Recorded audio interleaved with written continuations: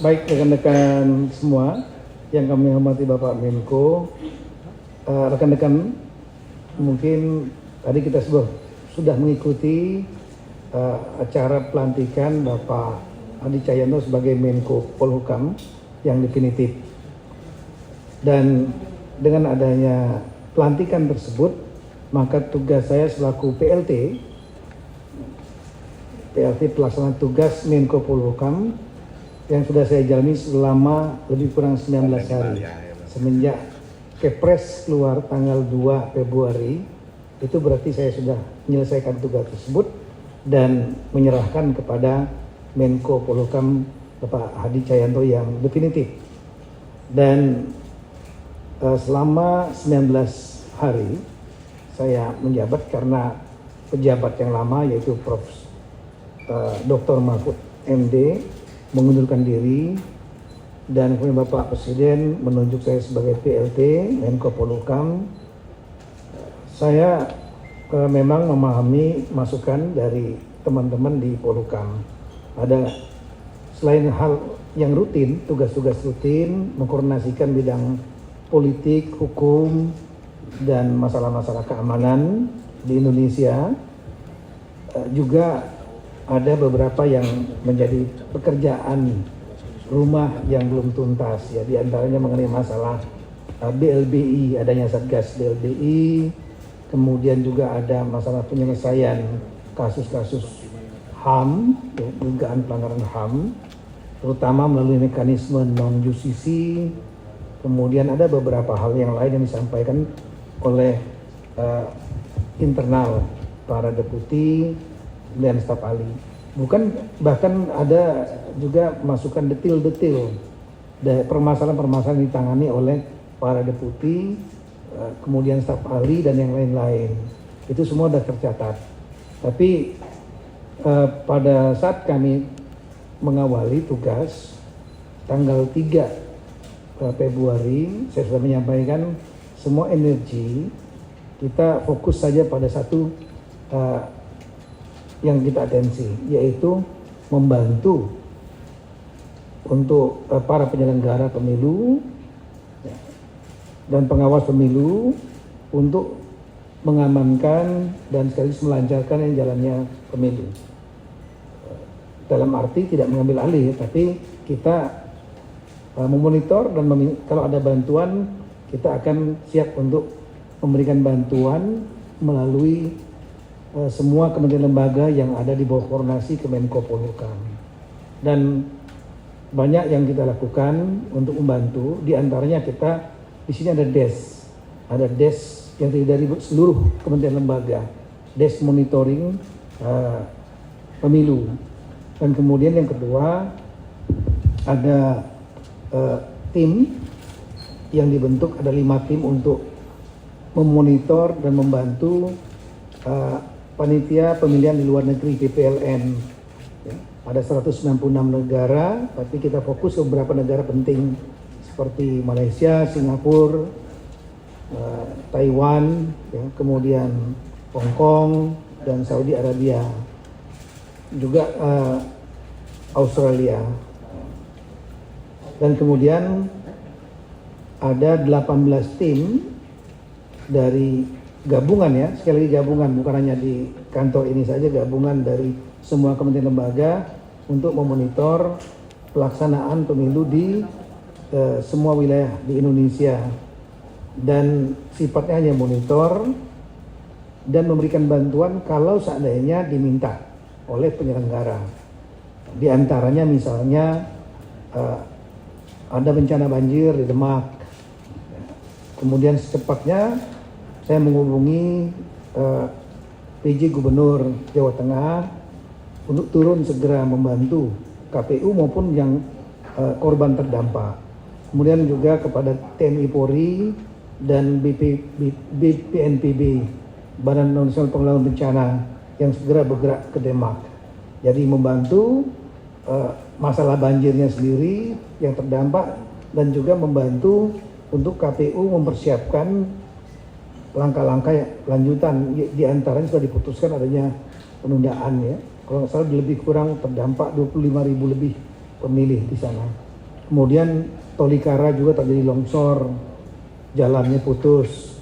Saya langsung menghubungi PJ Gubernur Papua Tengah, Ibu Rifka Haluk, untuk memberikan bantuan. TNI dan Polri juga membantu dan memberikan bantuan heli untuk mengangkut semua logistik pemilu dari Lanijaya ke Tolikara.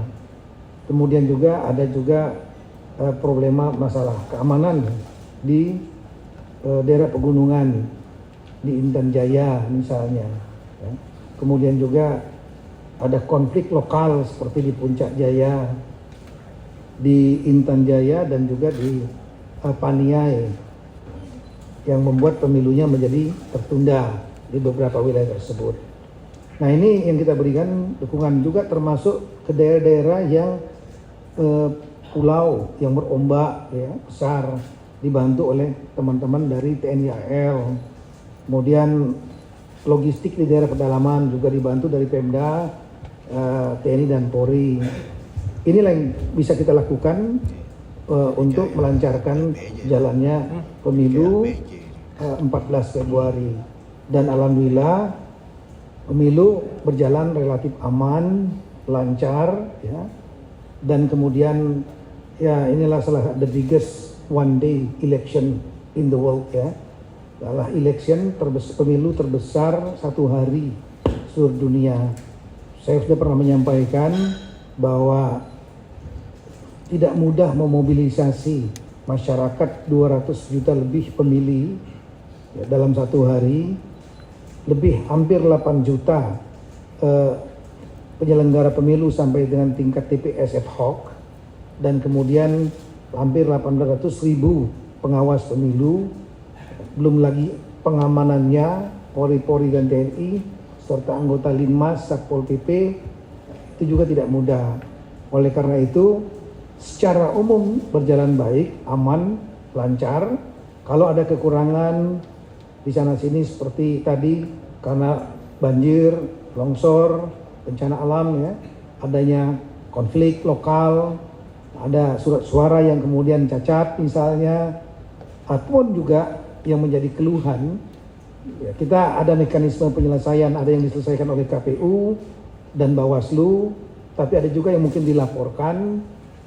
Mekanisme penyelesaian ini saya kira perlu ditempuh melalui mekanisme hukum yang ada, baik ke Bawaslu, DKPP, ke MK dan lain. Tapi prinsip bahwa kita bersyukur kepada Tuhan yang Maha Kuasa karena tidak mudah menyelenggarakan pemilu sebesar ini. Dan sekali lagi dari sudut pandang saya selaku PLT Menko Polhukam yang saat itu ada di masa puncak pemilu, karena puncak pemilu adalah di 14 Februari, penilaian saya adalah berjalan aman dan lancar. Saya kira itu. Terima kasih banyak kepada seluruh masyarakat, kepada seluruh penyelenggara pemilu, terima kasih kepada media massa, kemudian tokoh-tokoh masyarakat, termasuk juga ormas-ormas, kemudian juga kepada TNI dan Polri, kepada Pemda dan semua pihak sehingga perhelatan besar ini dapat berlangsung dengan baik. Terima kasih. Assalamualaikum warahmatullahi wabarakatuh. Waalaikumsalam. Rekan-rekan media sekalian yang saya hormati, hari ini saya mendapatkan mandat satu kehormatan dari Bapak Presiden menjadi Menteri Polhukam. Dan tadi pagi sudah dilantik dan sore hari ini dilaksanakan penyerahan jabatan dari PLT Bapak Tito Karnavian, Mendagri, kepada saya. Apa yang sudah disampaikan tadi, Pak Tito selama menjadi PLT telah melaksanakan tugas-tugas mulai dari persiapan, pelaksanaan sampai puncak pemilu tanggal 14 Februari tahun 2024. Dengan segala upaya permasalahan di lapangan bisa dilaksanakan dengan baik. Dan sampai dengan saat ini situasinya sangat kondusif. Ini perlu dicatat rekan-rekan media sekalian. situasinya sangat kondusif. Oleh sebab itu, saya harus menjaga situasi ini.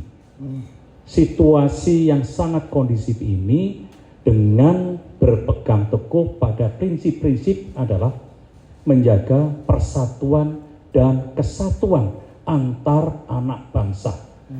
Agar proses pembangunan yang sedang berjalan ini dapat dilaksanakan dengan baik tanpa adanya gangguan sedikit pun. Saudara-saudara sekalian, saya segera melaksanakan konsolidasi ke bawah terhadap satuan-satuan atau kementerian lembaga di bawah Polhukam untuk tetap menjaga situasi ini.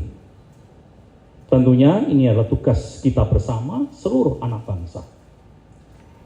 Saya juga sudah berbicara dengan Panglima TNI dan Kapolri tentang situasi ini dan terus akan menjaga supaya tidak ada bercik-bercik atau benih-benih yang bisa mengakibatkan hal-hal yang tidak kita inginkan. Tugas dari TNI Polri adalah tetap menjaga keutuhan wilayah NKRI. Dan NKRI menjadikan harga mati. Dan saya yakin dengan koordinasi yang ketat, dengan dukungan para tokoh-tokoh agama, tokoh-tokoh masyarakat, dan seluruh elemen, saya yakin situasi kondusif yang kita rasakan hari ini akan terus terjaga. Dan saya minta bantuan kepada seluruh rekan media untuk menjaga situasi ini. Karena rakyat di daerah, di pedesaan, para buruh tani, para nelayan-nelayan tradisional, para petani-petani gurem mengharapkan situasi seperti ini. Saya yakin dengan kerjasama semuanya bisa terlaksana dan menjaga. Semoga Tuhan Yang Maha Kuasa, Allah Subhanahu wa Ta'ala, senantiasa meridhoi segala langkah kita demi kejayaan bangsa dan negara Indonesia yang sama-sama kita cintai. Sekian, terima kasih.